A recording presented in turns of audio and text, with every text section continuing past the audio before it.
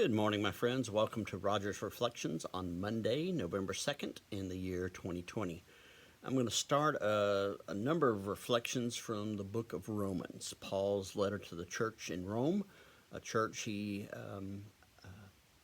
did not know.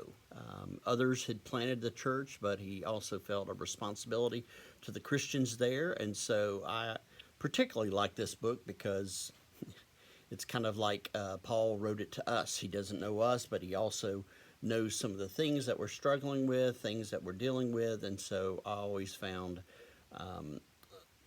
the words here in this book to be particularly meaningful. So today I'm going to be reading from the first chapter of Romans, two verses 16 and 17. Hear now the word of the Lord. For I am not ashamed of the gospel. It is the power of God for salvation to everyone who has faith, to the Jew first and then to the Gentile, to the Greeks. For in it the righteousness of God is revealed through faith, for faith. As it is written, the one who is righteous will live by faith. For I am not ashamed of the gospel. We talk about this a lot. That part of the verse is often referenced by people who are proclaiming they're proud to be Christians, and that is good. Oftentimes, though, it is oftentimes used almost in an aggressive, confrontive type of fashion. I don't think that's what Paul was talking about.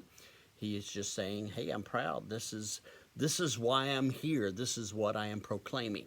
The gospel, the power of the gospel is for salvation. The power of the story of good news is for salvation. That's where it is for.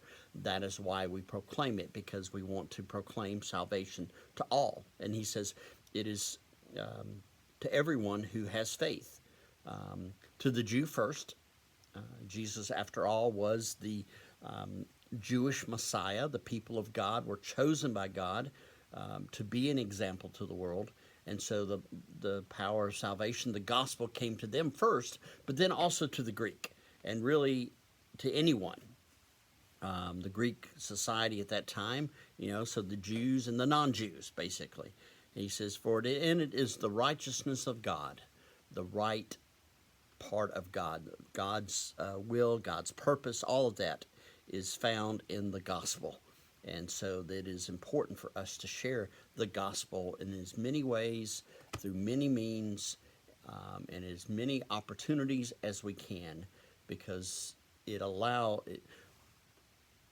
power is in the gospel itself, not in the one who proclaims it, not in the way it is proclaimed, although these videos and audios, podcasting, blogging, streaming, all the opportunities that we have to share are helpful. These are means, but the message itself is the power.